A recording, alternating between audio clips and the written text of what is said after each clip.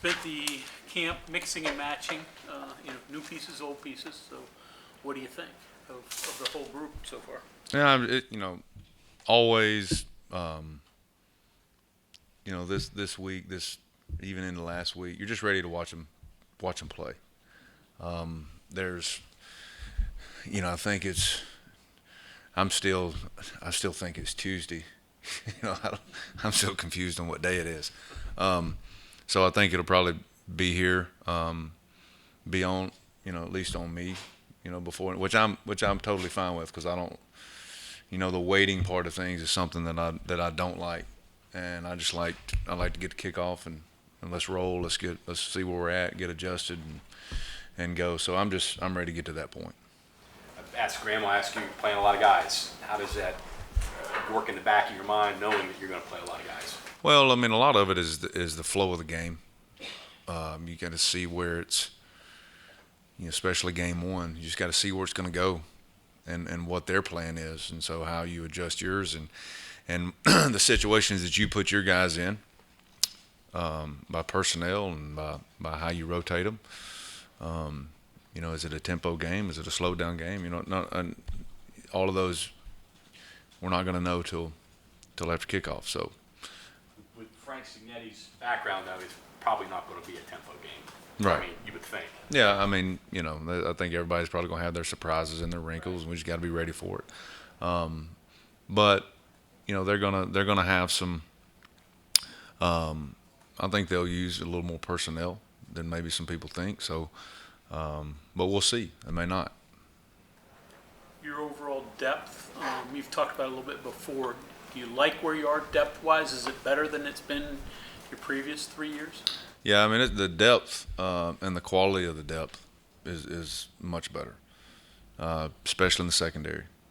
And, that's something we've talked about going back to the spring. So we just got to, get them to the game and see who reacts and how they react and then what we need to react to. So then we'll know a little more about where we go with all of that, with all of those personnels and the depth, and see how it goes.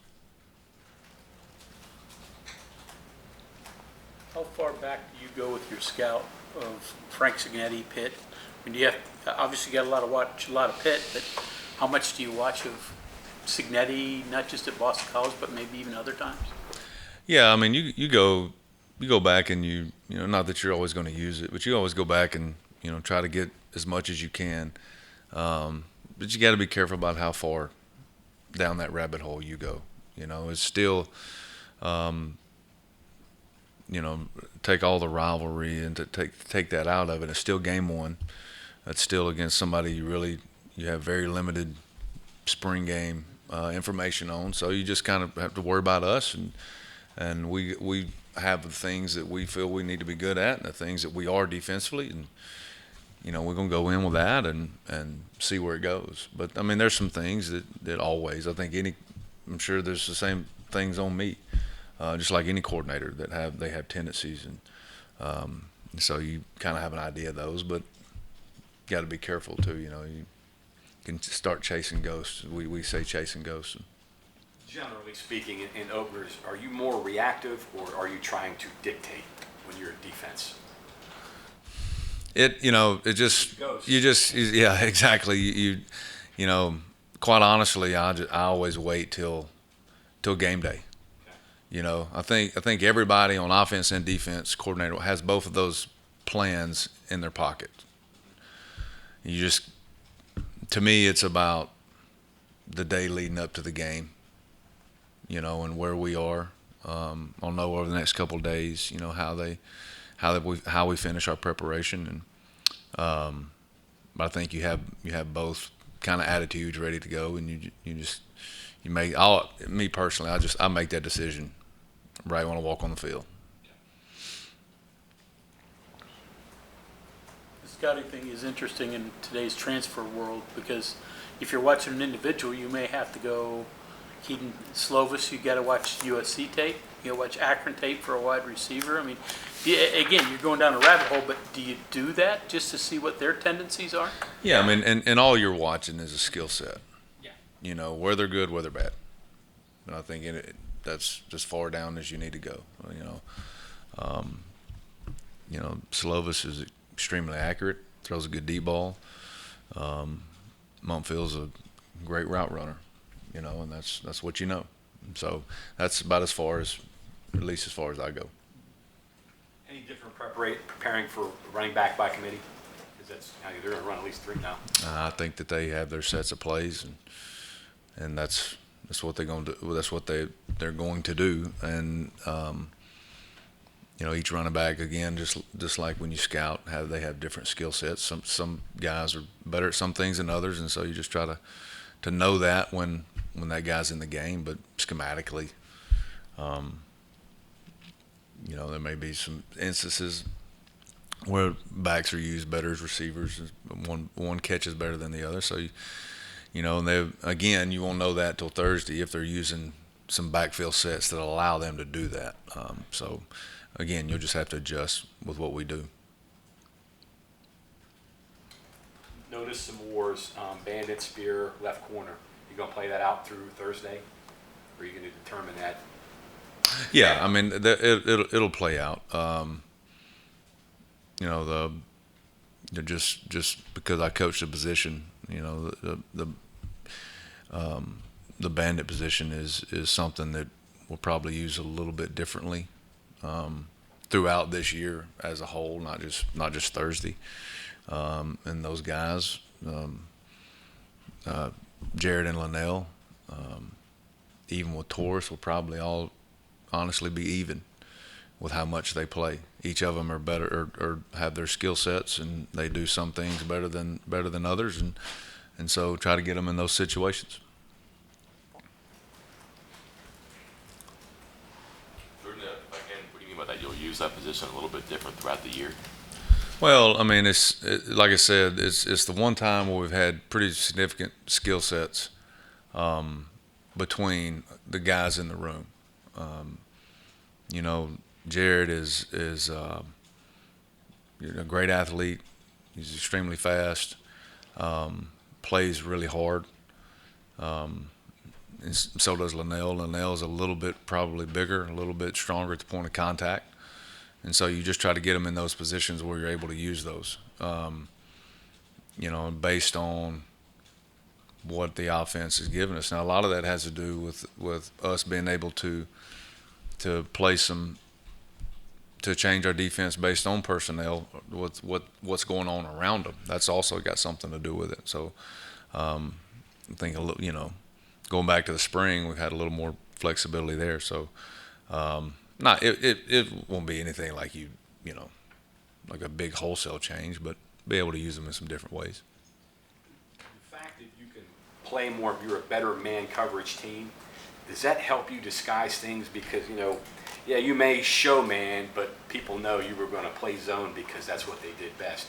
Does that help you now be able to, surprise people, I guess, or I don't know what the word I'm looking for. Well, yeah, we haven't played a snap a man in a game yet, so I don't know. I mean, we feel that across the secondary that we have some, even as everybody says corner, even at safety, that we have some better coverage guys.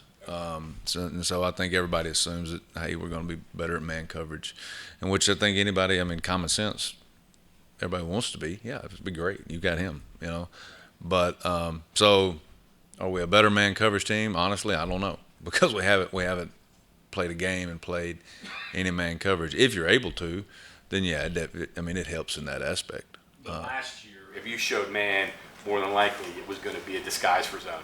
Yeah, it's pretty safe to say. Yeah.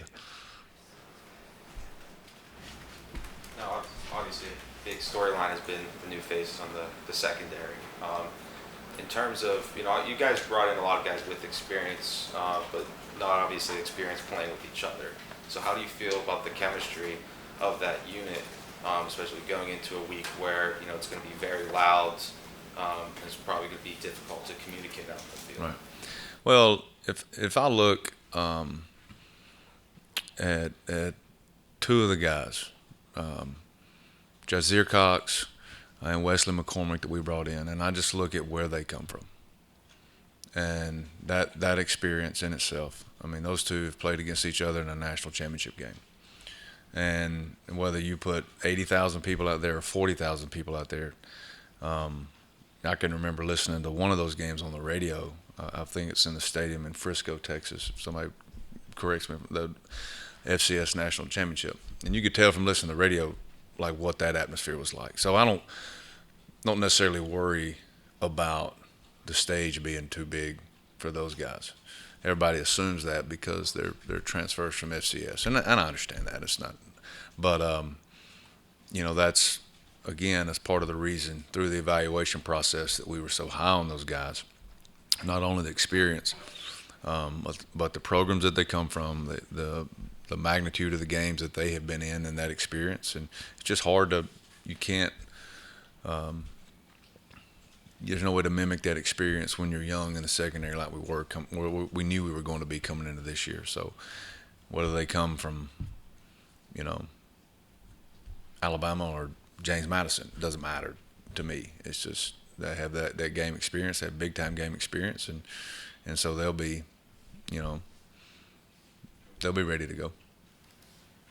You're much bigger at nose this year than you were last year. Is that showing up in the way your guys have handled the run game so far? Yeah, I mean, I think it does. I mean, we're that is by design. We knew we had to. If I go, and we've talked about the changes in our league really over the last couple of years. If you look at an Iowa State and a Kansas State, and to where what they're trying to do, even Oklahoma State, we knew a couple of years ago that we had to try to at least get to stagger those classes where we had some bigger bodies, inside. We knew it knowing we were losing Darius in that time frame too. So, and which his skill set was great, and probably if we'd have had the same bodies, we could have used him maybe a little different then. But it has helped. It just helps how we're able to play the rest of the front. Just having those guys that can do that. And hold the point and be I don't want to say pluggers. I hate that term, but be big, strong bodies that can really hold a point. I mean, it's certainly going to help you against Pitt, a team that wants to run the ball. Yeah, I mean that's they've been pretty open about it. It's what they want to do. We know that's where we've got to be at our best Thursday night. So it helps. Any other questions? Thank you, Coach. Thanks, guys.